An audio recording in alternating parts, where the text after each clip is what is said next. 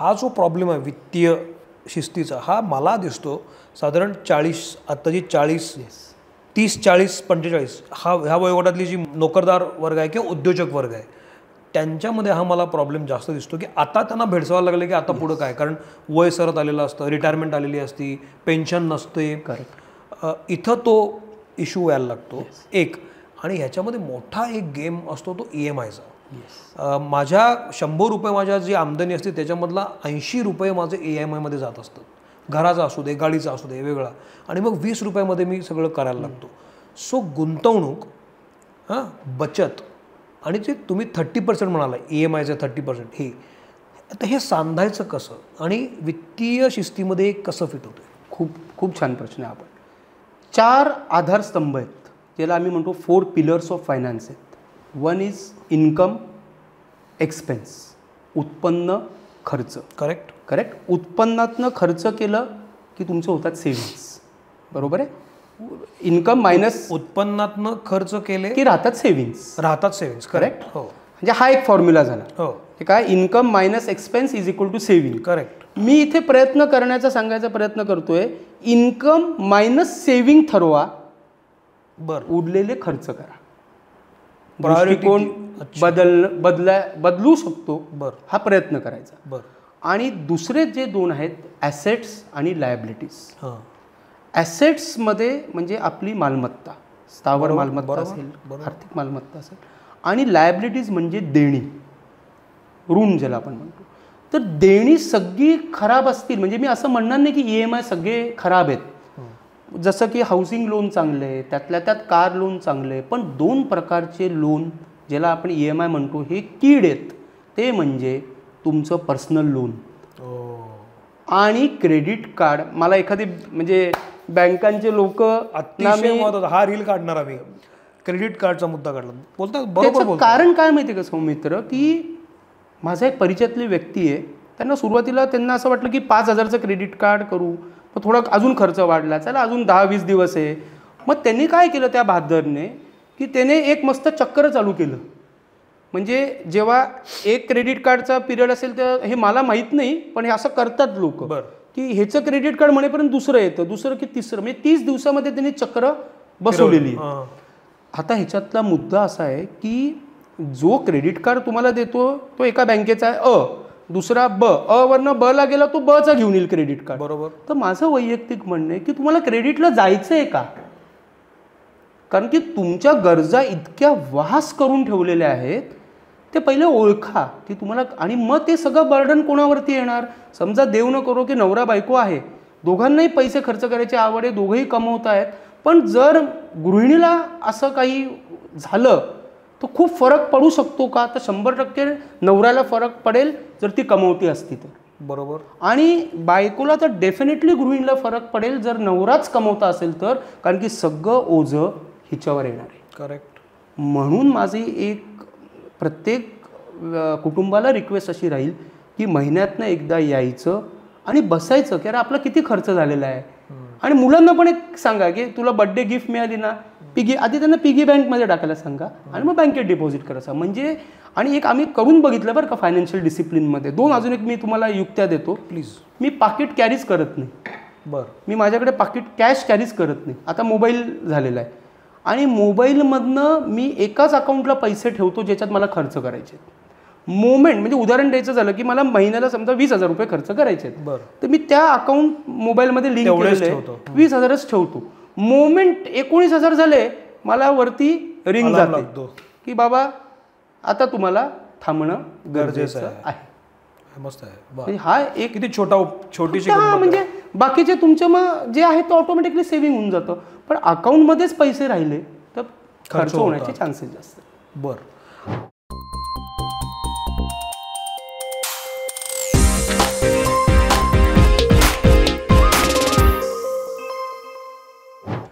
नमस्कार, मी सौमित्र बोटे. मित्रमणीमध्ये आपण सुरू केलेल्या उद्योग मंत्रा सेगमेंटमध्ये तुम्हा सगळ्यांचं स्वागत. आज आपल्यासोबत आहेत CS कंपनी सेक्रेटरी वृषाल सौदागर. मी तुमचं मनपूर्वक स्वागत करतो. वृषालजी जवळपास 25पेक्षा जास्त वर्ष प्रॅक्टिस करतात नाशिकमध्ये आणि आजचा विषय खूपच जास्त महत्त्वाचा आहे. उद्योग, नोकरदार, गृहिणी किंवा एजेड जी मंडळी घरी असतात किंवा विद्यार्थी दशेतली मंडळी, सगळ्यांसाठी महत्त्वाचा विषय आहे. आजचा विषय आहे वित्तीय शिस्त, ज्याला आपण फायनान्शियल डिसिप्लिन म्हणतो. तर ही नेमकी काय आहे, हे डिसिप्लिन कसं काय येऊ शकतं, काय असते, ते कधीपासून अंमलात आणायला लागते, या सगळ्या गोष्टीबद्दल आज आपण सरांशी बोलणार आहोत. तुमचं मनपूर्वक स्वागत. तुम्ही मित्रमंडळीमध्ये आलात आणि वेळ काढलात, आवर्जून मला तुमच्या घरी बोलवलं, याबद्दल एक छोटीशी भेट आम्ही देणार आहोत तुम्हाला. तन्मय फूड्सतर्फे हे केशर घातलेले चिरोटे आहेत गोड, जे तुम्हाला नक्की आवडतील. थँक्यू. सो खा आणि तोंड गोड करा सगळ्यांचं. तर सुरुवात करूया. विषय महत्त्वाचा आहे, पैसा आणि शिस्त. तर फार वेळ घालवत नाही, हा प्रश्न मी विचारणारच आहे, पण त्याही आधी आत्ता मी ओळख करून देत होतो ना, तर तुमचं नाव वृषाल सौदागर असं आहे. तर वृषाल हे नाव जनरली मी कधी ऐकलं नव्हतं. माझ्या इतक्या वर्षाच्या या कारकिर्दीमध्ये वृषाल हे नाव पहिल्यांदा ऐकलं मी. हे नाव कसं काय, काय अर्थ आहे या नाव वाक्याचा, आणि तुमचं नाव हे कसं काय पडलं? जय श्रीराम. तुम्ही आमच्या नाशिकच्या पुण्यनगरीमध्ये आलात. सौमित्र मित्रसाहेब, आमचा मनपूर्वक तुम्हाला धन्यवाद. वृषाल हे माझ्या गुरूंनी ठेवलेलं नाव आहे. बरं. मी त्याचे जास्त खोलात अर्थात जात नाही. बरं. आणि वृषाल सिंग राजा होता. बरं. पण सौदागर या अर्थाचं मला जास्त आनंद वाटतो, की आम्ही कुठेही सौदा न करता नाशिकमध्ये 1960 सालापासून राहतो. माझे आजोबा 1960 साली नाशिकमध्ये आले. वडील बँक ऑफ महाराष्ट्रामध्ये होते, रिटायर झाले, आणि मी 1993 93 साली पुणे सोडून नाशिकला आलो. तर वृषाल या नावाचं खोलवर जाण्यापेक्षा वृषाल सेन राजा होता आणि गुरूंनी नाव ठेवलं. हे नाव वेगळं आहे, म्हणजे हे नाव लक्षात राहतं, कारण यापूर्वी असं नाव मी कधी ऐकलं नव्हतं. तर वृषालची सुरुवात करूया आता. मुळात फायनान्शियल डिसिप्लिन म्हणजे काय, फायनान्शियल डिसिप्लिन सुरू कुठून व्हायला पाहिजे, फायनान्शियल डिसिप्लिनमध्ये कोणते कोणते घटक येतात, हा एकूण काय प्रकार आहे, आणि या प्रकारापासून आपण सर्वसामान्य माणूस लांब का आहोत असं मला वाटतंय? खूप छान प्रश्न विचारला सौमित्रजी. फायनान्स डिसिप्लिन आणि त्याच्या पुढे जाऊन पर्सनल फायनान्शियल डिसिप्लिन. तर पर्सनमध्ये व्यक्ती, फायनान्समध्ये वित्त, आणि डिसिप्लिन म्हणजे शिस्त. करेक्ट. व्यक्ती जिथपर्यंत व्यक्त होणार नाही, कोणाकडे बोलणार नाही, तिथपर्यंत त्याला शिस्त कोणी लावू शकणार नाही. तर मग माझ्या अनुषंगाने किंवा माझ्या मताने व्यक्ती, वित्त आणि शिस्त या तीन जे शब्द आहेत, हे जे तीन महत्त्वाचे शब्द आहेत, त्याच्यामध्ये आपण आपल्या स्वतःला कसं मोल्ड करतो, हॅबिच्युअल ज्याला आपण म्हणतो, हॅबिट्स जसे डेव्हलप करतो, तसं आपण व्यक्तिमत्व बनवतो, पर्सनॅलिटी बनवतो. करेक्ट. करेक्ट. आणि जशी पर्सनॅलिटी आपली फुलफ्लेज होत जाते, खुलत जाते, तसं आपल्याला लक्षात येतं की आपल्याला ती हॅबिट नाही आहे, तो आपली एक डिसिप्लिन बनून गेलेला आहे. करेक्ट. तर लहानपणी तुम्ही कोणालाही जरी डोळ्यासमोर ठेवलं, तर लहान मुलांपासून शिस्त म्हटलं की ते कधीच कोणालाच मान्य तयार होत नाहीत. करेक्ट. त्यामुळे काय करायला लागतं की लोकांना फायनान्शियल डिसिप्लिन देण्यासाठी आपल्याला आधी मोल्ड करायला लागतं. त्यांना समजून देऊन, काही वेळा त्यांना थोडंसं रागवून, त्यांना प्लस मायनस दाखवून डिसिप्लिन आणायला लागतो. आणि at the end of the day या तिन्ही गोष्टीतनं एकच गोष्ट मिळते, ती म्हणजे समाधान, मानसिक समाधान. वर्ल्ड हेल्थ ऑर्गनायझेशनचे वेलबिंग ह्याची डेफिनेशन त्यांनी छान दिलेली आहे. काय? Mental, physical, financial, emotional, social आणि स्पिरिच्युअल. ह्या जेव्हा सगळ्या गोष्टींचे घटक एकत्र येतात, हे जेव्हा सगळ्या गोष्टी आपण रेग्युलराईज करतो, तेव्हा ऑटोमॅटिकली आपण डिसिप्लिन झालेलो असतो. तर ॲज ए कंपनी सेक्रेटरी बऱ्याचशा लोकांना असं वाटतं की हा कंपनी सचिव असल्यावर कंपन्यांमध्ये ह्याच्या जास्त स्कोप आहे. पण साधारणपणे 21, 22, 25 वर्षांपासून या गुंतवणूकदारांबरोबर, नाशिकच्या लोकांबरोबर राहायला मला एक लक्षात आलं की ह्या प्रोसेसेस आहेत, आणि ह्या प्रोसेसेस तुम्ही जशा जशा स्वतःच्या लाईफमध्ये इम्प्लिमेंट करत जाता, तसं तसं तुमचा उत्कर्ष आणि समाधान हे दोन्ही वाढत जातं. वा, किती छान. पण आता हे जे प्रोसेस आहेत, ह्या प्रोसेसचा म्हणजे पुढे जाऊन ते डिसिप्लिन होते. करेक्ट. पण या प्रोसेस काय काय असतात, म्हणजे या फायनान्शियल डिसिप्लिनमध्ये कुठल्या कुठल्या प्रोसेस येतात, म्हणजे त्यातलं म्हणजे आता खूप हे वेग आहे, पण टू बी प्रिसाईज, समजा मी नोकरदार माणूस आहे किंवा एक छोटा उद्योजक आहे, तर मला काय डिसिप्लिन, कशामुळं डिसिप्लिन येऊ शकते, माझ्या सवयी काय असायला लागतात, त्या कशा येतात, सांगू शकाल? हो, एकदम. एक फिगर सांगतो मी पहिला, कारण आम्ही फायनान्समध्ये असल्यामुळे आमच्या डोळ्यासमोर फिगर्स येतात आणि सगळ्यांना फिगर्स सांगितलं की वाटतं अरे बापरे काय हे आहे. बरोबर बरोबर. एक फिगर अशी आहे की 4 ऑक्टोबर 2025ला माझ्यासमोर एक डेटा आला ज्याच्यामध्ये लक्षात आलं 1,84,000 कोटी, परत मी फिगर सांगतो, 1.84 lakh crores ऑफ रुपीज हे अनक्लेम्ड आहेत. अनक्लेम्ड म्हणजे काय, तर बेवारस पैसे आहेत. काय आश्चर्य वाटलं की नाही सांगा. म्हणजे मला ही फिगर बघूनच असं छातीत धडकी बसली. ह्याच्यामध्ये काय काय येतं, तर बँकिंग डिपॉझिट 67,000 कोटी बेवारस आहे. ह्याचे कोण मालक आहे हेच माहीत नाही आहेत. बरं, ओके.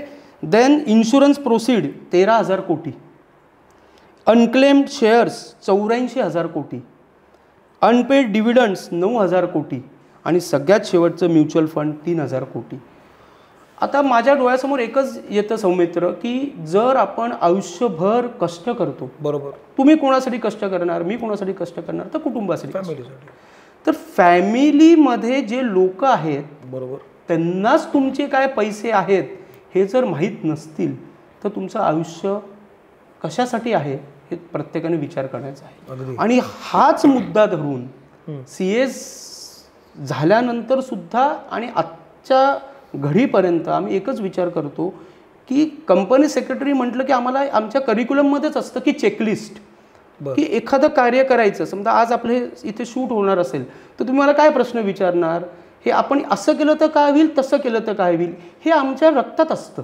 तर जेव्हा हा आकडा माझ्या डोळ्यासमोर आला तर हा माझे उद्दिष्ट बनलेलं आहे की प्रत्येकाने आपलं मृत्यूपत्र हे लवकरात लवकर बनवायलाच पाहिजे.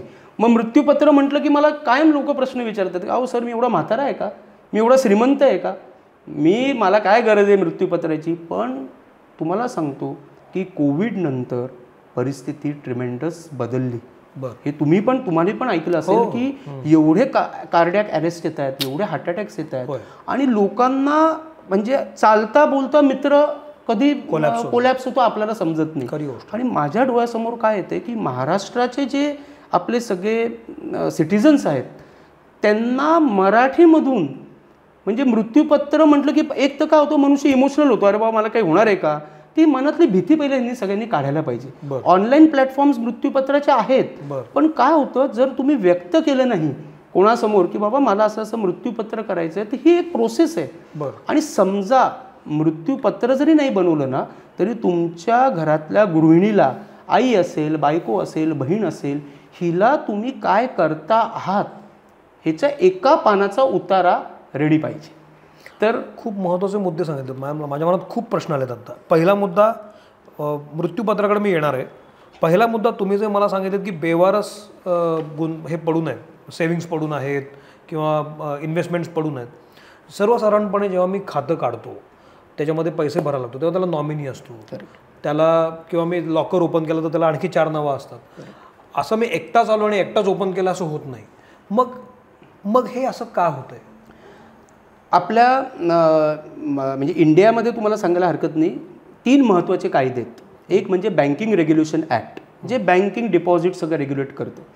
दुसरा जो ॲक्ट पास झाला जेव्हा मी CS ला जस्ट पास झालो इंटरमिजिएट, तेव्हा डिपॉझिटरीज ॲक्ट 1996 हा एक कायदा आला जो डीमॅट आणि शेअर संदर्भात करतो. आणि तिसरा कायदा म्हणजे ट्रान्सफर ऑफ प्रॉपर्टी ॲक्ट किंवा हिंदू सक्सेशन ॲक्ट.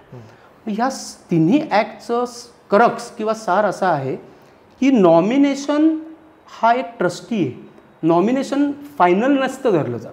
म्हणजे उदाहरण तुम्हाला देतो की समजा आई आणि वडील आहेत, त्यांनी नॉमिनी म्हणून मुलाचं नाव ठेवलं, बरोबर, ओके, आणि आई वडिलांनी कागदावरती लिहून ठेवलं की समजा मला जर काही झालं तर माझ्या पश्चात माझे सगळे पैसे माझ्या मुलीला मिळण्यात यावे. बरं, तर मुलाला ते सगळे पैसे बहिणीला द्यायला लागतील. म्हणजे गफलत का होतीये की लोक नेहमी म्हणतात माझं नॉमिनेशन झालेलं आहे. हँग ऑन, पण समजा आई आणि वडिलांनी मुलाला नॉमिनेट केलंय आणि काही कारणामध्ये गेले आणि त्यांनी मृत्यूपत्रच केलेलं नाही तर काय होतं की पैसे हे नॉमिनीला मिळतात, पण समजून घ्या की एक महत्त्वाचा विषय असा आहे की ते नॉमिनीने क्लेम केले पाहिजे. बँक तुम्हाला सांगते की हे तुम्ही असं तुमच्या आईवडिलांचं अकाउंट हे झालेले, पण वस्तुस्थिती काय माहिती का सौमित्र, की अकाउंट ओपन झालेलं सुद्धा लोकांना माहीत नसतं. कोणाला? बायकोला, मुलांना. आणि नॉमिनी आत्तापासून कंपल्सरी केलेलं आहे सेबीने, NSDLने, CDSLने, सगळ्यांनी छान पद्धतीने नॉमिनेशन आता अवेअरनेस कॅम्पेन केलेलं आहे. पण नॉमिनेशनमुळे प्रॉब्लेम सॉल्व्ह होतील का फायनली? तर माझ्या दृष्टीने नाही. कारण की काय की समजा एखाद्या आई वडिलांनी काही पैसे कमवून ठेवले असतील, तर आपल्या मनामध्ये काय पाहिजे की तो जो मुलगा किंवा मुलगी जी त्यांच्या जवळ आहे आणि त्यांचे पैसे चांगल्या त्यांच्या पश्चात त्याचा वापर करू शकतील त्यांना मिळायला पाहिजे. एकदम सोप्या पद्धतीने सांगतो की जर मुलगा बेवडा असेल, दारू पिणारा असेल, तर त्याला पैसे मिळून काय उपयोग आहे? करेक्ट. आणि मुलीने, ज्या बिचारीने पूर्ण जन्मभर आई वडिलांना सांभाळलं कारण की भाऊ बेवडा आहे, दारू पितो, तर पैसे कोणाला मिळायला पाहिजे? बहिणीला मिळाला, मुलीला. मग हे नॉमिनेशन थ्रू चांगला मुद्दा काढला. मग आता फायनान्शियल डिसिप्लिनचा जेव्हा मुद्दा येतो तेव्हा आपण डायरेक्ट कर्मधर्म संयोगाने मृत्यूपत्राबद्दल बोलतोय. तर मृत्यूपत्र तयार करणे हा फायनान्शियल डिसिप्लिनचा भाग आहे. ओव्हरऑल फायनान्शियल सब्जेक्ट इतका मोठा आहे, पण जर एका वाक्यात उत्तर द्यायचं झालं तर विल हे एकदम शेवटचं धरलं जातं. करेक्ट. म्हणजे एक पिरॅमिड आहे. बरोबर. एक आहे खाली आपल्या गरजा, बरोबर, मग आहेत आपले ड्रीम्स, स्वप्न, मग आपले आहेत गोल्स, आकांक्षा, आणि नंतर आहे सक्सेशन. बरोबर. ज्याला पिरॅमिडला आपण टॉप म्हणतो ते. बरोबर. तर तो एकदम टॉप, म्हणजे जसं उतार वयात येतो तसं हे सुचतं. पण मी काय सांगेन की जर एखादा व्यक्ती कमवायला लागला ना, तर त्याने एका कागदावर लिहून ठेवायचं की बाबा एवढं माझे एवढे अकाउंट्स आहेत, एवढे शेअर्स आहेत, आणि ह्याचा फॉर्मॅट पण आम्ही तयार केलेला आहे. बरं. ह्या फॉर्मॅटला तुम्ही व्यक्तिशः तयार केला की एकूण कोणी तयार केला? नाही, व्यक्तिशः तयार केला. काय झालं सौमित्र की फायनान्शियल डिसिप्लिन हे कॅम्पेन जेव्हा आम्ही घेतो ना, तेव्हा मला 1-2 गोष्टी लक्षात आल्या की मनुष्य फायनान्स म्हटलं की कंटाळून जातो. जाऊ दे बाबा, आजचं काम उद्या करू, उद्याचं परवा, त्याला प्रोकास्टिनेशन म्हणतात, पुढे ढकलणं. आणि जर त्याला काही असं प्रोसेस दिली नाही ते काम होतच नाही. म्हणून आम्ही काय केलं ना, आम्ही 2 सिस्टीम्स लॉन्च केल्या. हे सगळं कोविडच्या दरम्यान आम्ही केलं. एक म्हणजे माऊस क्लिक सिस्टीम, नावच माऊस क्लिक, की जो व्यक्ती त्याचे सगळ्या आर्थिक गोष्टी आहेत त्याला एका क्लिकवर मिळेल. आणि ते पासवर्ड प्रोटेक्टेड असतं, आणि पासवर्ड हा त्याच्या एकदम जवळच्या माणसाला असतो. आणि दुसरी सिस्टीम आम्ही जी लॉन्च केली त्याला आम्ही म्हणतो what's-wrong.life. आपण त्याला मराठीत म्हणायचं त्याला तर काय चुकतंय. तर मनुष्य जेव्हा खूप चुका करतो आणि तो आमच्याकडे येतो, चुका म्हणजे काय की पैसे उडवतो, खूप खर्च करतो, शेअर्समध्ये लॉसेस करतो, ट्रेडिंग करतो, खूप व्याख्यात त्याच्या, आपण जसं पुढे बघूया त्याच्या. पण मग चुका करून आमच्याकडे आल्यानंतर काय उपयोग राहणार आहे? त्याच्यापेक्षा तुम्ही चुका करून घ्यायच्या आधी फक्त 15 मिनिटं आमच्याशी बोला.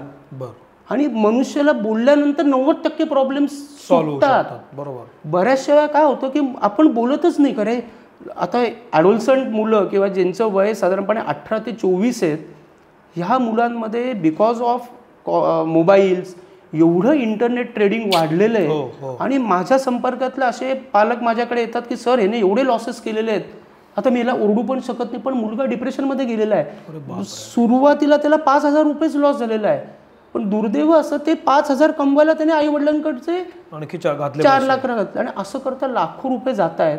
आणि ह्याच्यामधनं मुलं घाबरून डिप्रेशनला जाऊन काही वेळा आत्महत्या, तुम्ही वाचत असाल पेपरामध्ये, मुलाने सुसाईड केलं.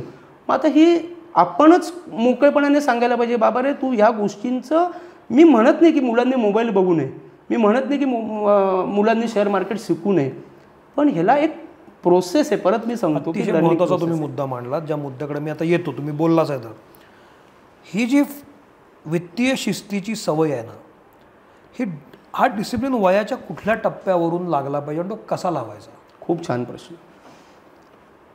इंडियन कॉन्ट्रॅक्ट ॲक्ट म्हणजे आपण कधी कोणाशी कॉन्ट्रॅक्ट करू शकतो ते वय आहे 18. ओके.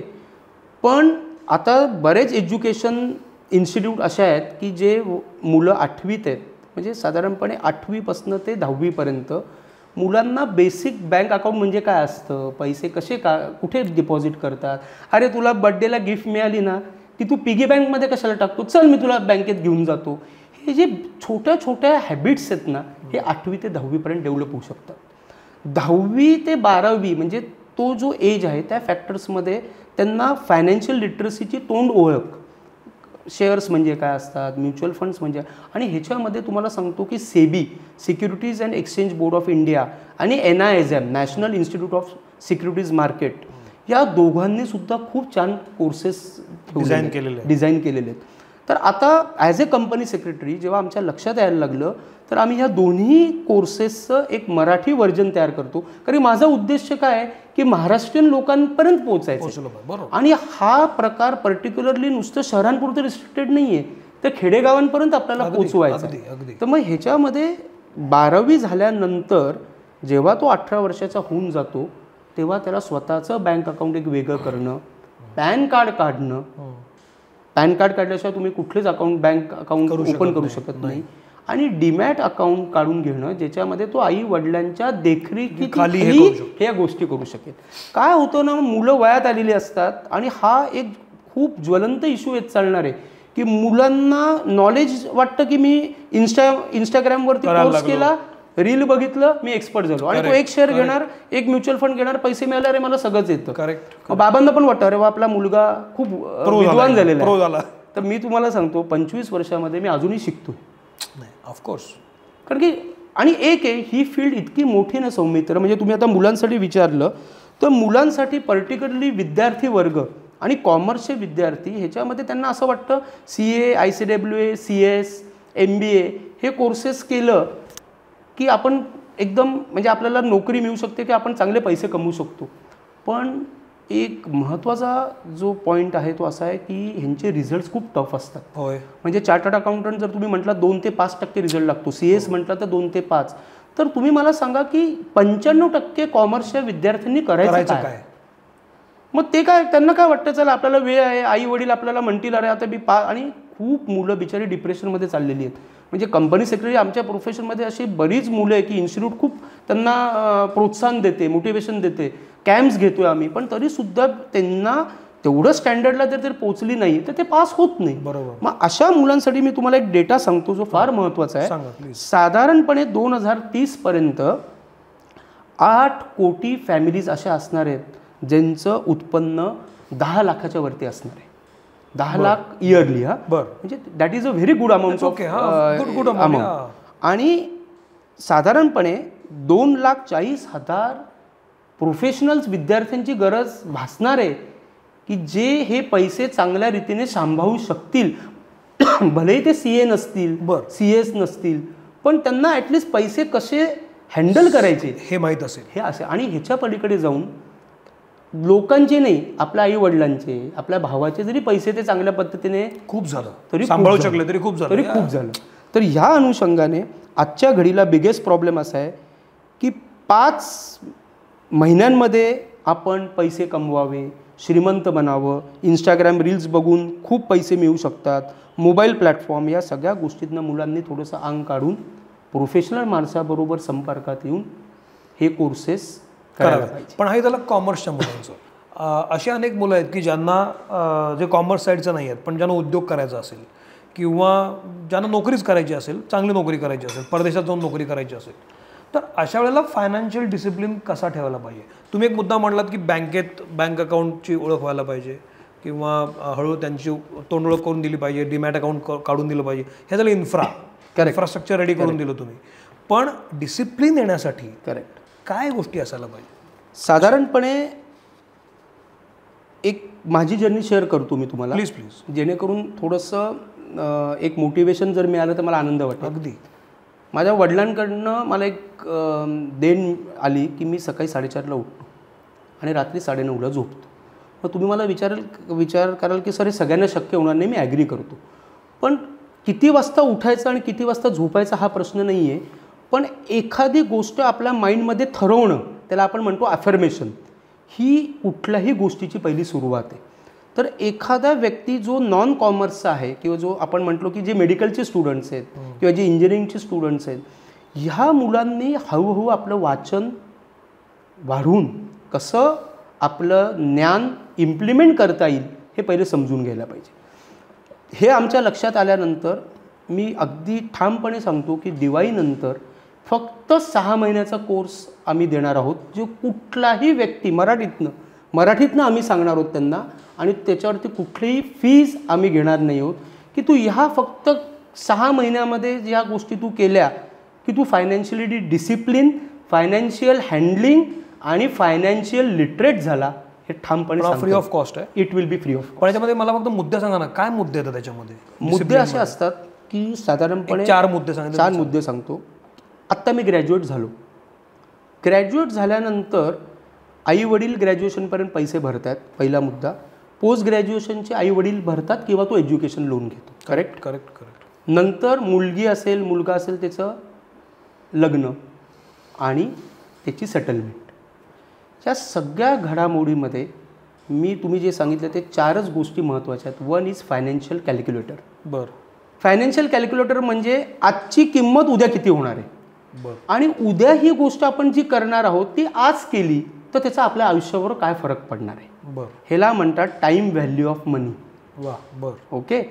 2 महत्त्वाचे कन्सेप्ट आहेत, फ्युचर व्हॅल्यू FV आणि प्रेझेंट व्हॅल्यू म्हणजे आजची किंमत. तर गफलत काय होते, आपण पुढचे खर्च आज करून टाकतो. बघा मी काय सांगतो, पुढच्या जे आपले हे असतात, ड्रीम्स असतात, स्वप्न असतात, ते आपण आज, आणि साहजिक आहे प्रत्येकाने पैसा उपभोगला पाहिजे, तर ते मी आज खर्च करण्याचा प्रयत्न करतो. बरं. आणि ज्या गोष्टी करायला पाहिजेत फ्युचरसाठी त्या आपण पोस्टपोन करतो. उदाहरण सांगा. उदाहरण द्यायचं झालं, मी तुम्हाला सांगितलं की तुम्हाला 1000 रुपयाची इन्व्हेस्टमेंट करायची आहे का 1000 रुपये मॉलमध्ये खर्च करायचे आहेत, तर जनरली खर्च होणार. दुसरा एक महत्त्वाचा मुद्दा आहे की फायनान्शियल कॅल्क्युलेटर बरोबर एक्सपेन्स कॅल्क्युलेटर म्हणून पण एक कन्सेप्ट, म्हणजे तुमच्या इन्कमच्या किती % तुम्ही खर्च करायला पाहिजे, हा त्याच्यातला करिक्युलम महत्त्वाचा मुद्दा आहे. म्हणजे जर 100 रुपये तुम्ही एकदम 100 रुपये मिळत असतील, मी लाख करोड म्हणतच नाही, जर मला 100 रुपये मिळत असतील तर एक थंब रूल आहे. बरं. त्याच्यामध्ये 50-30-20 रेशो म्हणतात. म्हणजे 50% तुम्ही तुमच्या गरजांना द्या. बरं. एन्जॉय करा लाईफ, घर, कपडे, लत्ते, जे तुमच्या बेसिक गरजा आहेत त्याच्यामध्ये तुम्ही करा. 30% हे तुमचे ड्रीम्स, काय तुमचे कुठे व्हेकेशनला जायचे, गाडी घ्यायची, ह्याच्यासाठी तुमच्या मौज मस्तीसाठी तुम्ही हे करा. आणि 20% गुंतवणूक करा. मिनिमम 20%, म्हणजे 100 रुपयापैकी 50 रुपये तुम्हाला दिलेलेच आहेत. बरोबर. 30% तुमचे EMI बाकीच्या ज्या गोष्टी आहेत ते पण तुमच्या कव्हर होतात, पण मिनिमम 20 रुपये तरी तुम्ही इन्व्हेस्टमेंट करायला. करेक्ट आहे. आणि दुसरा एक मी अजून एक रूल त्याच्यात सांगतो, रूल ऑफ 72. म्हणजे हा खूप खूप महत्त्वाचा मुद्दा आहे, जे कॉमर्सचे विद्यार्थी त्यांना माहीत असतील, पण हे मला खूप वैयक्तिक आवडतं की रूल 72ची मजा. तुम्हाला माहिती आहे का रूल 72? नाही, सांगा.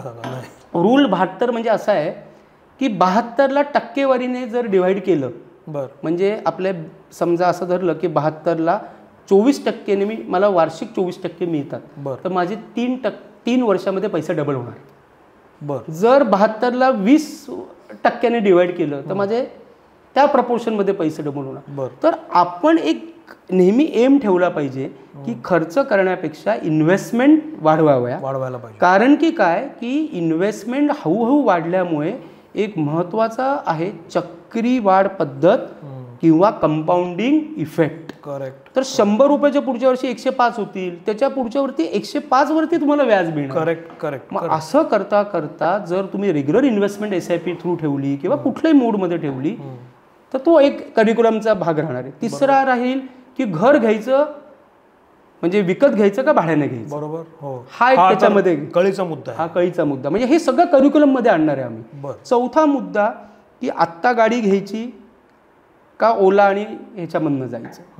कारण की बऱ्याच वेळा काय होतं, आजकालची जनरेशन फास्ट कमवते तसे फास्ट खर्च पण करते. ह्याचे खूप उदाहरण आहेत. आणि last but not the list, fire म्हणजे आग असं नाही आहे, तर financial information and retirement early. ह्याचं मॉड्यूल्सच आम्ही बनवतोय जेणेकरून फक्त तुम्हाला तुमचा स्वतःचा डेटा टाकायचा आहे आणि तुम्हाला उत्तरं मिळणार आहे. अच्छा. ह्याला आम्ही नाव दिलेलं आहे माऊस क्लिक सिस्टीम. ह्याच्यामध्ये पर्टिक्युलरली सगळे डॉक्टर्स, वकील, गृहिणी यांच्या प्रत्येकासाठी मॉड्यूल्स आम्ही बनवलेले आहेत. आणि दुसरा जो मॉड्यूलचा प्रकार आहे त्याला आम्ही नाव दिलंय व्हॉट्स रॉंग डॉट लाईफ. म्हणजे तुम्ही चुकलं ना की पहिले आमच्याकडे संपर्क करा. हे दोन्ही लिंक करून आपल्याला. पण मग हे तुम्ही जर आता कोर्स तुम्ही फ्री ऑफ कॉस्ट केलेला आहे जो फार महत्त्वाचा पण आहे 6 महिन्याचा. पण बेसिक मला प्रश्न पडतो की जी वित्तीय साक्षरता आहे ना ही आपल्याकडे इतकी कमी काय आहे? त्याचं कारण असं आहे ना सौमित्र की SSC असो, CBSE असो की आता NCERTमुळे तरी बऱ्यापैकी फायनान्शियल लिटरसी वाढली. लहान मुलांना आता माझी पुतणी आहे ती एकदम 6वीत आहे, तिला पुस्तकं आहेत.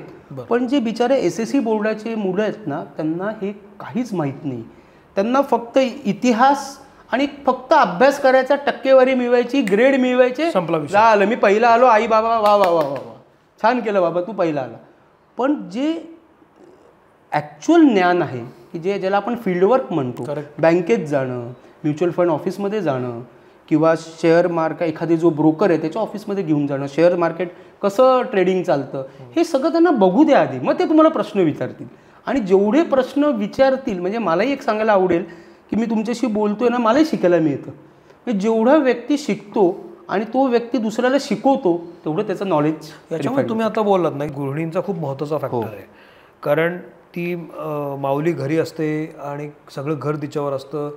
तुम्ही म्हणालात तसं अनेक माऊलींना माहीत पण नसतं आपल्या नवऱ्याचे अकाउंट्स कुठं आहेत, त्यांना काय दिवे लावलेत, सगळं नंतर एकदम अंगावर पडतं. तर गृहिणींसाठी डिसिप्लिन कसा असायला पाहिजे असतो याबद्दल काही सांगू शकाल का? गृहिणीमध्ये मला एक शब्द जो सगळ्यात महत्त्वाचा वाटतो तो म्हणजे आई. कारण की आई ही माझ्या दृष्टीने पहिली गुरु आहे आणि घरातली ती पहिली गृहिणी ज्याला मी बघतो.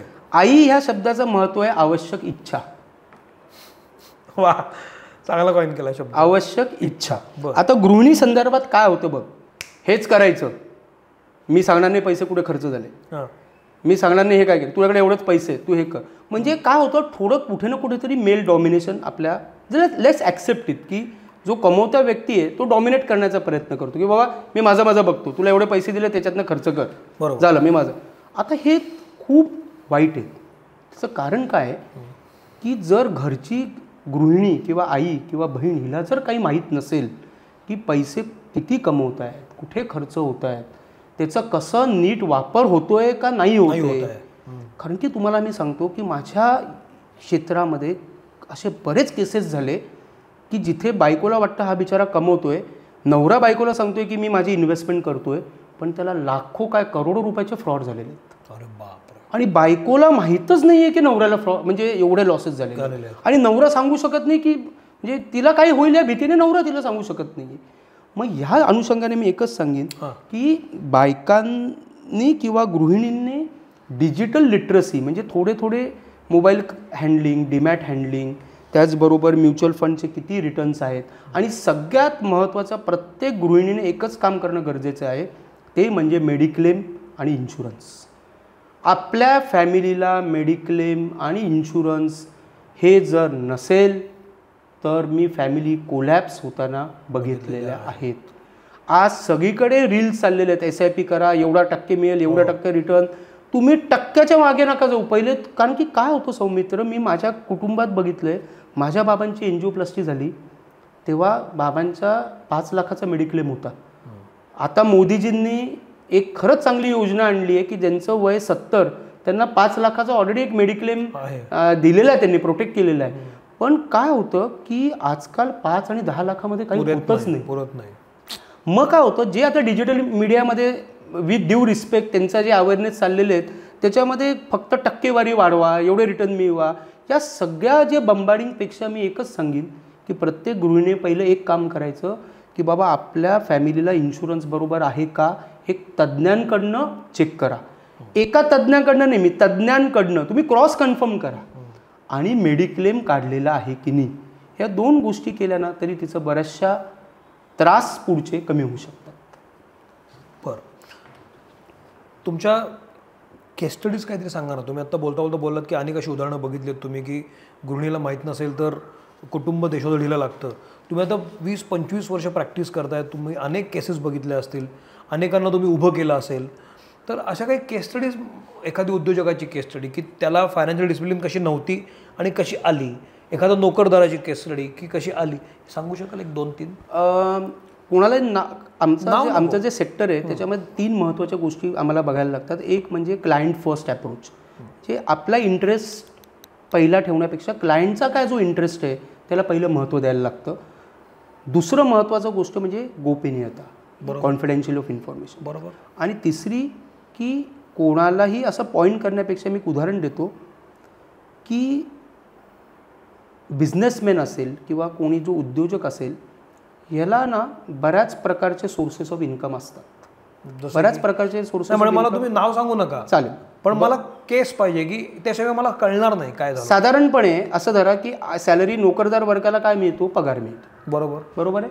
मग पगार मिळत असताना पगारा जेव्हा जमा होतो त्याच्यातनं 10% TDS वजा करून त्याच्या हातात मिळतं. बरोबर. गुंतवणुकीमध्ये किंवा तुमच्या फायनान्शियल डिसिप्लिनमध्ये जे बिझनेस ओरिएंटेड लोक आहेत किंवा जे प्रोफेशनल्स आहेत त्यांना बरेच सोर्सेस ऑफ इन्कम असतात. जसे की काही चेक पेमेंट मिळतं, काही डायरेक्टली RTGS मिळते, काही डायरेक्टली गुगल पे थ्रू जमा होतात, चेक मिळतो आणि काही कॅश मिळते. बरोबर. आता काही लोक नीतिमत्तेने कॅश बँकेमध्ये डिपॉझिट करतात आणि काही लोक कॅश डिपॉझिट करत नाहीत. आता हा वेगळा दृष्टिकोन राहील की ह्या पैशाला काय म्हणतात हे प्रत्येकाला माहिती असतं. हा ब्लॅक मनी, ह्याला म्हणतात ब्लॅक मनी. मग काय. आता हा ब्लॅक मनी कसा खर्च करायचा ह्याच्यासाठी तो उद्योजक अक्षरशः वेडापिसा झालेला असतो. मग तो विचार करत नाही की बाबा आपल्याला ह्याच्यामध्ये नीतिमत्ता काय आहे, ह्याच्यामध्ये पुढे जाऊन इन्कम टॅक्सचे काही इश्यूज येणार आहेत का, आपण प्रोफेशनशी बोलायला पाहिजे का. मग ह्या सोर्सेसमध्ये जी कॅश आहे ती कुठे वापरायची. तर तुम्ही आत्ता जर बघत असाल जे प्रत्येक ठिकाणी हॉटलाईन आहे, गोल्ड वाढतंय, सिल्वर वाढतंय, प्रॉपर्टीज पण एखादी वाढू शकतात. हे 3च स्रोत आहेत, हे 3च सोर्सेस आहेत जिथे ही कॅश डायव्हर्ट होऊ शकते. करेक्ट. तर मला एक केसचा भाग म्हणून मी तुम्हाला सांगतो की आम्ही म्हटलं की बाबा तू हे या भानगडीत कशाला पडतोय. तर काय होतं की साधारणपणे एक व्यक्ती कॅश कशी हँडल करायची ह्याचं पहिलं ट्रेनिंग घ्यायला पाहिजे. तुम्ही माझ्याकडे हसाल की टॅक्स वाढतो म्हणून मी कॅश रिअल इस्टेटमध्ये टाकतो, टॅक्स वाढतो म्हणून मी कॅशमध्ये गोल्ड घेतो, कॅश म्हणजे टॅक्स वाचेल. हे सगळे टॅक्स इव्हेजन्सचे प्रकार आहेत. बरोबर. आणि इन्कम टॅक्स अथॉरिटीजने किंवा लोकांना एक ज्ञान म्हणून मी सांगतो की आजच्या घडीला गोल्ड इतकं वाढतंय, म्हणजे मलाही रोज येतात की सर गोल्ड घेऊ का. गोल्ड याच्यामध्ये अजून एक केस तरी इतक्या सांगण्या एवढं वेळ कमी पडेल. तर गोल्ड एक व्यक्ती बघत बसला, अरे गोल्ड वाढतंय बरं का सर, 60,000 झालं, घेऊ का सर. पैसे असतील तर 100 रुपयापैकी 20 रुपयाचं तू गोल्ड घे. सर 80 झालं बरं का सर, घेऊ का. म्हणजे एक जी केस स्टडी अशी आहे माझ्याकडे की तो व्यक्ती बघत बसतो, वाढलं आणि इथे गेल्यानंतर तो घेतो आणि गडगड. तो म्हणतो सर माझं नशीब खरंच खराब आहे, मी घेतल्यानंतर पडतं. अरे म्हटलं बाबा तुझं नशीब चांगलं आहे पण तुझं निर्णय क्षमता चुकलेली. ओके, ही एक केस स्टडी. आणि दुसरी केस स्टडी अशी आहे की खरंच मला एक प्रश्न पण पडतो की लोडिंग चार्जेस म्हणजे काय. की बऱ्याचशा ठिकाणी आपण ऐकतो की 40% लोडिंग चार्जेस रिअल इस्टेटमध्ये जनरली असतं. आणि 40% लोडिंग चार्जेस घेतल्यानंतर पुढे काय होतं तर ते मला खरंच प्रश्न पडतो. मी कॉमन माणसाला विचारतो सर 40% लोडिंग, अरे म्हटलं तू लोडिंग दिलं का, सर द्यायलाच लागतं लोडिंग. मग आता तू लोडिंग का देतो तर स्टॅम्प ड्युटी वाचवण्यासाठी. Let's be very clear.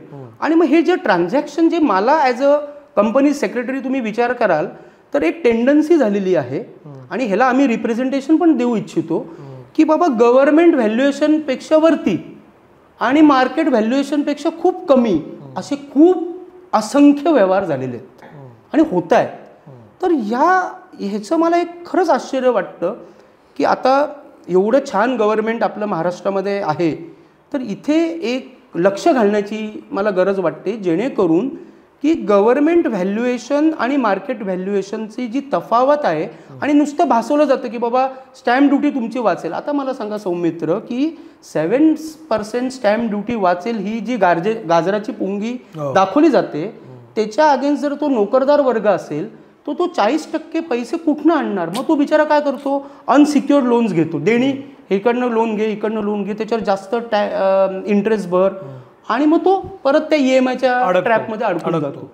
म्हणून माझी प्रत्येकाला सांगण्याची कळकळीने विनंती आहे की माझ्या मते मुंबई पुण्यामध्ये तर सगळ्यांनी चेक पेमेंट आहेत, पण बऱ्याचशा छोट्या छोट्या शहरांमध्ये हे लोडिंग प्रकारे हा एक केस स्टडीचाच भाग मला वाटतो. आणि last but not the list की मग हा जो पैसा त्या जो विकणारा आहे त्याच्याकडे जो येतो ना तो कुठे ना कुठेतरी परत जमीन घेतो. करेक्ट. आणि ती शेत जमीन असते. बरोबर. आणि ती कमी होत जाते, ती कमी त्याचे प्लॉट पडले जातात, फार्म हाऊसेस होऊन जातात. मग ते डोळ्यासमोर होते आमच्या. म्हणजे नाशिक जर तुम्ही बघितलं जमीन डोळ्यासमोर ती आम्ही 1 वर्षापूर्वी गेले की तिकडे ऊसाची किंवा द्राक्षाचे टोमॅटोचे शेत असतात आणि आता तिकडे प्लॉट दिसतात. मग हा प्रकार आहे ना हा कुठेतरी रेग्युलराईज व्हायला पाहिजे. कारण की शेतकरी बळीराजाला प्रोटेक्शन आणि आत्ता तर खूप वाईट परिस्थिती आहे. गव्हर्नमेंट खूप प्रयत्न करते महाराष्ट्राचं गव्हर्नमेंट, पण त्या बिचाऱ्यांना कारण की त्यांना आयता पैसा मिळतो सौमित्र की आज त्या माणसाला जर 40% अशी रक्कम मिळाली मग तो बाकीच्या मार्गावर जाणार, बाकीच्या नादी लागणार. तो हे रेग्युलरायझेशन आम्हाला महत्त्वाचं. आता आपण शेवटच्या टप्प्यावर आलोच आहोत, पण महत्त्वाचे 2-3 प्रश्न मला वाटतात. पहिला प्रश्न की नोकरदाराच्या केसमध्ये बऱ्याच अंशी ही डिसिप्लिन असते, कारण महिन्याच्या विशिष्ट दिवशी पैसे येतात, त्याला विशिष्ट दिवशी सगळे देणे द्यायचे असतात, त्यामुळे तो डिसिप्लिन जगत असतो. उद्योजकांच्या बाबतीत तसं होत नाही. जसं तुम्ही म्हणालात की वेगवेगळ्या स्वरूपामध्ये कधीही पैसे येतात. 2 महिने येत नाहीत, एकदम तिसऱ्या महिन्यात एकदम 4 महिन्याचे पैसे येतात. सो उद्योजकानं जो डिसिप्लिन पाळला पाहिजे, वित्तीय शिस्त, करेक्ट, याचे काही नॉर्म्स आहेत का? उद्योजकांनी या गोष्टी मात्र कायम लक्षात ठेवल्या पाहिजेत, कारण नंतर मग त्यांना पैसा वापरता येत नाही, भांडवल कमी पडतं, मागणी वाढलेली असती, कधी कधी मागणी वाढते, डिमांड होत नाही, डिमांड वाढलेली असती, पैसे पुरत नाहीत, हे कायम येतं आणि मग तो डिप्रेशनला जातो उद्योजक. बरं, असंही नाही की नोकरीसारखी एक नोकरी बदलून दुसरी नोकरी पकडली आहे असंही होत नाही, कारण तो उद्योग त्यानं उभा केलेला असतो. तर फायनान्शियल डिसिप्लिन उद्योजकासाठी काय नॉर्म्स असतात, त्यांना काय पाळलं पाहिजे? उद्योजकाने जेव्हा तो स्वतःला उद्योजक म्हणतो किंवा तो स्टार्टअप म्हणतो त्याच्यामध्ये एक महत्त्वाचा वर्ड आहे की तो रिस्क घेणार आहे. बरोबर. कारण की नोकरदार वर्ग हा बिचारा रिस्क घेऊ शकत नाही म्हणून नोकरी करतो, नोकरी आम्ही त्याला म्हणतो. आणि उद्योजकामध्ये आत्मनच त्याचं एक पॅशन असते की चला आपण करू. तर ह्याच्यामध्ये काय मला सांगायला वाटतं की पहिली गोष्ट म्हणजे की तुम्ही स्वतःचं बजेट तयार करणं गरजेचं आहे. आणि खूप प्रोफेशनल चांगले आहेत की जे तुम्हाला प्रोजेक्ट रिपोर्टचे पण खूप भाग आहेत. बँकेला देण्याचं प्रोजेक्ट आणि खरं प्रोजेक्ट दोन्ही वेगवेगळे. करेक्ट. इन्कम टॅक्स सुद्धा 2 वेगवेगळे. एक जो बिचारा व्यक्ती गव्हर्नमेंटला देतो तो इन्कम टॅक्स वेगळा आणि खरा इन्कम टॅक्स वेगळा. त्या भाषेत मी काही जात नाही. बरोबर. पण बिझनेसमॅनने जर बघितलं झालं तर त्याला मी एकच म्हणेन, मनशांती जर पाहिजे असेल, माझे वडील नेहमी म्हणतात तू असं कुठलंही काम करू नको ज्याने तुझी रात्रीची झोप डिस्टर्ब होईल. तर मी उद्योजकाला एकच सांगेन की बाबा तू खूप ग्रोथ कर, खूप पैसे वाढव, पण ते करत असताना नीती, इंटिग्रिटी आणि कंप्लायन्स म्हणजे कागदोपत्री पूर्तता, कागदोपत्री कंप्लायन्सेस ज्याला आम्ही म्हणतो. कंप्लायन्स शब्द खूप महत्त्वाचा. इथे कुठे तुम्ही ओव्हरलुक करू नका. कारण की एखादी कुठली तरी लूपहोल राहिला, लूपहोल म्हणजे कुठलं तरी त्याच्यामध्ये त्रुटी राहिली तर जे आयुष्यात घडवलेलं असतं ते सगळं विस्कळीत होऊ शकतं. त्यामुळे बिझनेसमॅन लोकांना ऑलरेडी रिस्क आणि सगळ्यात महत्त्वाचं 3 बकेट्स करा, 3 बादल्या करा. बरं. पहिली बादली इमर्जन्सीसाठी. म्हणजे समजा कुठे बिझनेसमध्ये इमर्जन्सी आली, घरात इमर्जन्सी झाली तर मला किती पैसे लागणार आहे त्याची तजवीज. एकदम फायनान्स जेवढं वास्ट आहे तेवढं सोप्या भाषेत समजून घेणं आणि सांगणं पण सोपं आहे. तर ह्या बकेटमध्ये तुम्ही काय कराल, जो उद्योजक आहे जे मला गरजा लागणार आहेत ते सगळे पैसे मी त्या बकेटमध्ये ठेवीन. मग तिथे इमर्जन्सीची एक बकेट झाली. जिथे तुम्ही इमर्जन्सी बघता, जिथे तुम्ही पटकन पैसे लागतील म्हणता, ज्याला आम्ही लिक्विडिटी म्हणतो, तिथे तुम्ही दर किंवा रिटर्नकडे बघायचं नाही. किती महत्त्वाचा मुद्दा हा. खूप महत्त्वाचा. लोक गफलत करतात. खूप महत्त्वाचा मुद्दा. माझ्याकडे सर 5 लाख रुपये मी शेअर मार्केटमध्ये टाकू का? अरे बाबा तू 5 लाख रुपये कशाला पाहिजेत? करेक्ट. म्हणून उद्योजकाने पहिल्यांदा पहिल्या बकेटमध्ये ते पैसे ठेवायला पाहिजे जिथे भलेही त्याचे रिटर्न्स कमी असतील पण त्याला ते एकदम पटकन उपलब्ध होतं. करेक्ट. दुसरी जी बकेट आहे ना ती साधारणपणे 1 वर्ष ते 3 वर्षाच्या पिरियडसाठी. बरं. की तिथे तुम्ही साधारणपणे म्युच्युअल फंड थ्रू किंवा जिथे तुम्हाला असं वाटतं थोडं मुदत ठेव करून इथे पण रिटर्न जास्त बघायचं नाही, कारण की शॉर्ट टर्म नाही पण मिडियम टर्ममध्ये एखादी मुलाचं शिक्षण येऊ शकतं, बिझनेस ग्रोथचे काही प्रपोजल येऊ शकतात, तर तिथे तुमची सेकंड बकेटमध्ये किती पैसे ठेवा आणि ह्याचे पण कॅल्क्युलेटर्स करता येतात. बरं. आणि शेवटची बकेट जी आहे ती रिस्कची आहे. बरं. म्हणजे साधारणपणे 5 ते 10-15 वर्ष पैसे लागणारच नाही आहे. बिंदास तुम्ही कुठेही रिस्क घ्या जेणेकरून तो पैसा सुरक्षित राहील पण वाढायला पाहिजे. रिस्क घ्या म्हणजे मी सट्टा करायला लागलो अशी मी रिस्क नाही सांगते की बसलो पत्ते घ्यायला, ती नाही. तर तुम्हाला ती रिस्क कॅल्क्युलेटेड पाहिजे. इन्फ्लेशन म्हणजे तुमचा जो महागाई दर आहे त्याला बीट करण्यासाठी तो इम्पॉर्टंट आहे. आणि शेवटचं म्हणजे तुम्हाला तुमची रिटायरमेंट आनंदात जगण्यासाठी हा पैसा उपयुक्त पडला पाहिजे. वा. हे तिसरं. सर तुम्ही आता इतकी वर्ष प्रॅक्टिस करताय, या सगळ्यामध्ये CS झाल्यानंतर शेवटी आपण ज्या प्रोफेशनमध्ये असतो त्या प्रोफेशनचे आपल्याला चांगले परिणाम आपल्यावर होत असतात, शिस्त लागत असते. तुम्ही आधी कसे होतात आणि CS झाल्यानंतर डिसिप्लिन काही तुम्हाला फायनान्शियल डिसिप्लिन लागली का, तुम्ही लावून घेतलीत का? अरे म्हणजे वैयक्तिक लाईफबद्दल एक्सपिरियन्स शेअर करायचा तर 1996 मध्ये मी 96पासूनच 1 मिनिटात कव्हर करतो. 1996 मध्ये मी CS फाउंडेशन झालो. 1998 मध्ये पहिला ग्रुप झाला. 2003 मध्ये कंपनी सेक्रेटरी झालो आणि कंपनी सेक्रेटरी झाल्यानंतर पहिल्या दिवसापासून ते आत्तापर्यंत मी CS प्रॅक्टिसमध्ये आहे. मी कुठेही नोकरी केली नाही. पण सद्गुरूंची कृपा किंवा स्वामींची कृपा अशी की मला ह्या प्रवासामध्ये इतके छान छान लोक भेटली की जसं की मी तुम्हाला नाव घेऊन इच्छितो की आधीचे सेबीचे चेअरमन CB भावे, ते आधी NSDLचे पण प्रेसिडेंट होते, नंतर सेबीचे प्रेसिडेंट झाले. तर त्यांनी आमचे नाशिकमध्ये आमची तेव्हा डिपॉझिटरी पार्टिसिपंट म्हणजे पहिली नाशिकची डिपॉझिटरी पार्टिसिपंट म्हणून त्यांनी आमचं उद्घाटन केलेलं होतं बँकेचं. तर ह्या सगळ्या लोकांच्या सहवासात मला राहता आलं आणि मी प्रत्येकाला ऑब्झर्व करत गेलो की या माणसामध्ये काय चांगल्या गोष्टी आपल्याला शिकायला मिळतात. आणि डिपॉझिटरीज ॲक्ट 1996 पास झाला ना तेव्हा तर तो क्षण असा होता की मी त्यावेळेस ट्रेनी म्हणून ICICI बँकेत होतो. त्यावेळेस मी इन्फोसिस, ब्रिटानिया, सिप्ला सगळ्या मोठ्या कंपनीचे शेअर्स डोळ्याखालनं घातलेत. तेव्हा पंचिंग करायला लागतं आणि ते डिस्ट्रॉय करायला लागायची, ती प्रोसेस बघितली. आणि ह्या सगळ्या व्यक्तींशी, गुंतवणूकदारांशी जेव्हा मी इतका निगडीत झालो की माझ्या लक्षात आलं की हीच माझी पॅशन आहे. बरोबर. की आपला CS म्हणजे काय फक्त मिनिट्स बनवायचे का कंपनी कायदा करत बसत, ते तर मेन एरिया आहेच. पण CS गुंतवणूकदारांसाठी काय करू शकतो. आणि मग मी जेव्हा स्वतःसाठी बघत बसलो तेव्हा मला असं लक्षात आलं की नाशिकवरनं मुंबईला आम्हाला परीक्षा जायला लागायचं, पुण्यामध्ये जायला लागायचं ILS लॉ कॉलेजला. तिकडचे मुलं काय करतायत. तर डिसिप्लिन आणण्याच्या आधी मला CS तुम्हाला जर्नी सांगायला आवडेल की मला गाईड करायला कोणीच नव्हतं, कारण की नाशिकमध्ये तेवढी मुलंच नव्हती, सेंटरच नव्हतं नाशिकला. तर मी डिफिकल्टीज कोणाला विचारू. बरोबर. म्हणून काय झालं की माझं वाचन वाढलं आणि मी म्हटलं की मी कोणाला विचारू. त्यावेळेस गुगल, ChatGPT, AI काही नव्हतं, पुस्तक हेच ChatGPT होतं. तर मी सगळा बेअर ॲक्ट वाचून काढायचो. कायदे आम्हाला जवळजवळ 153 कायदे आहेत CS ला.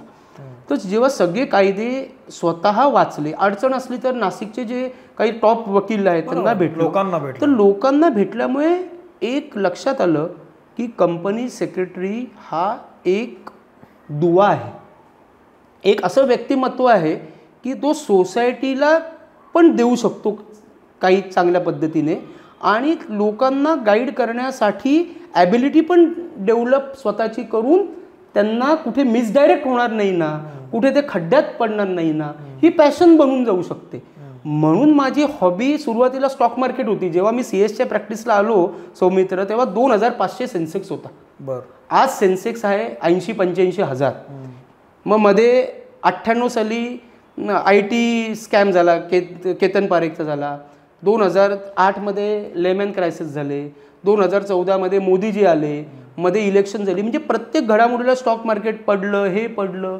तरी मी त्याला एक इव्हेंट समजलेले. मी स्वतः त्याच्यामुळे एक्साइटेड नाही झालो, अरे बाबा हे झालं. महत्त्वाचा मुद्दा म्हणजे काय होते ना की आपल्याकडे आता एवढी इन्फॉर्मेशन लोडेड झालेली आहे की मनुष्य अस्वस्थ होतो. पण मग याच निमित्तानं आत्ता जी मंडळी शेअर मार्केटमध्ये अडकलेली आहेत, म्हणजे मागाशी उल्लेख आला की खूप तरुण मुलं एक्साइट होऊन आत्महत्या करत आहेत, डिप्रेशनमध्ये जात आहेत. जो तो शेअर मार्केटमध्ये गुंतवणूक करतोय, आज घेतोय संध्याकाळी विकतोय.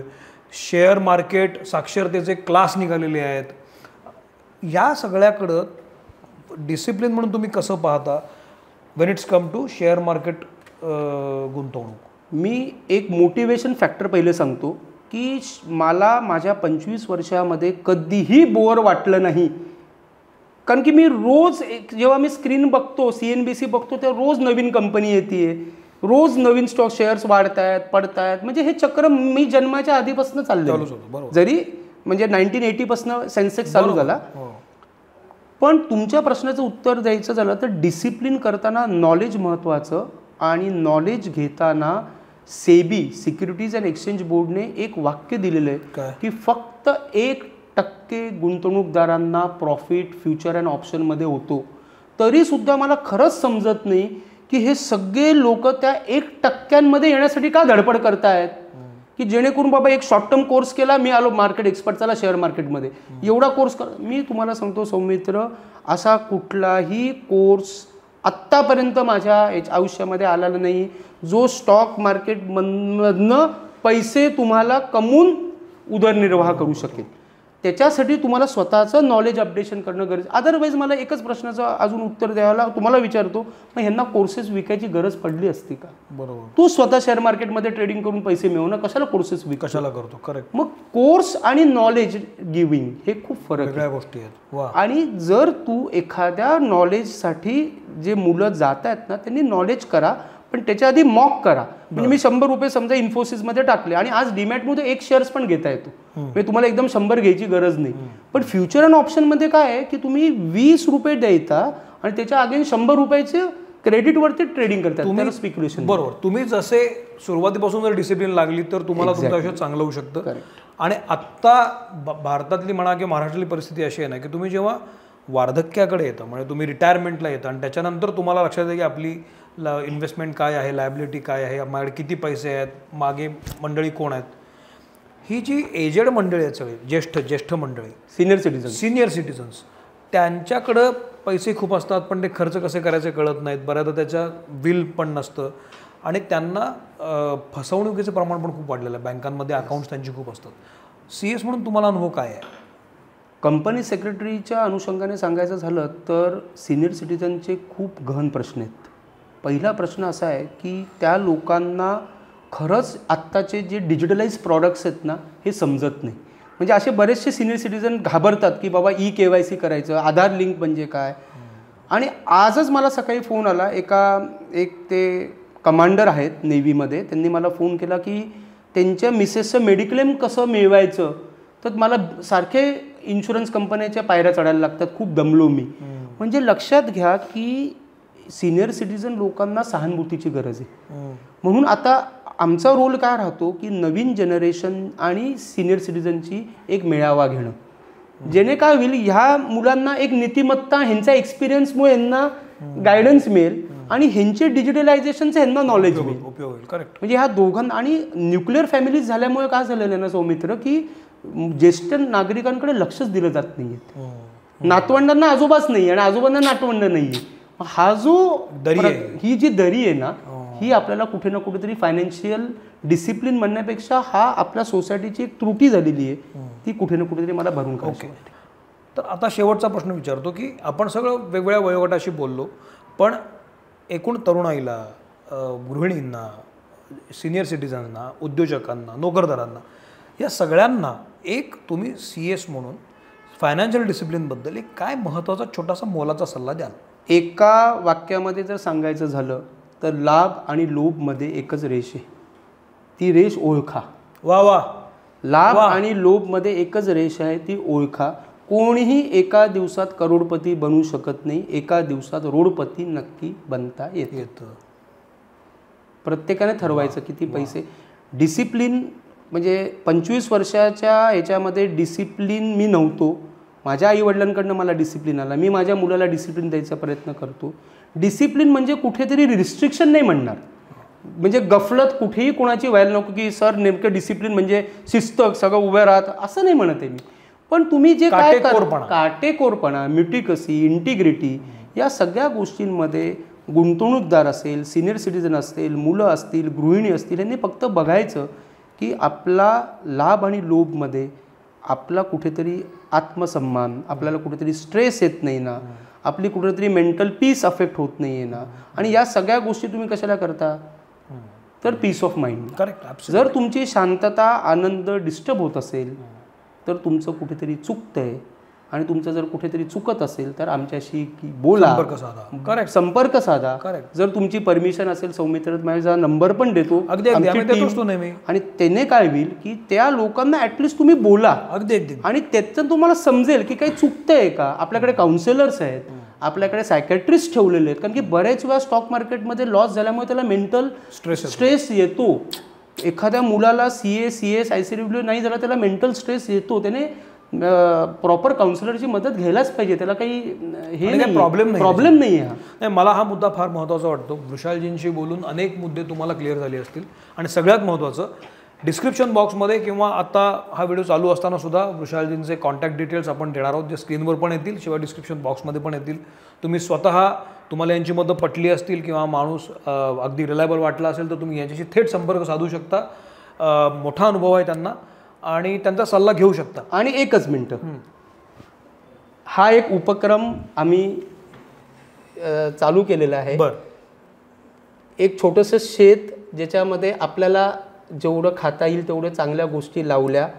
आणि आम्ही दोघांनी मिळून आंबे लावले, काही हळद लावली, मिरच्या लावल्या आणि कारलं लावलं. त्याचे मिसेसने याचं वैशिष्ट्य असं की याच्यावर कुठलेही केमिकल स्प्रे केलेले नाही आहेत आणि लोणच्यामध्ये कुठलेही प्रिझर्वेटिव्स नाही. हे तुम्हाला मनापासून थँक्यू व्हेरी मच. तर हा एपिसोड कसा वाटला मला जरूर सांगा. सोशल मीडियावर मी आहे, आपणही सोशल मीडियावर आहात, तर तुम्ही काही कमेंट्स करू शकता. मी थेट त्यांच्यापर्यंत पोहोचू शकतो किंवा त्यांना तुम्ही टॅग करू शकता. एपिसोड कसा वाटला मला जरूर सांगा. आवश्यक त्या लोकांना पाठवा आणि शहाणे व्हा. आपण सगळे शहाणं झालं पाहिजे. उद्योग मंत्रामध्ये मी तर थांबतो. विशालजी, तुम्ही आवर्जून वेळ दिला त्याबद्दल आभार. Thank you very much. भले ते घडो.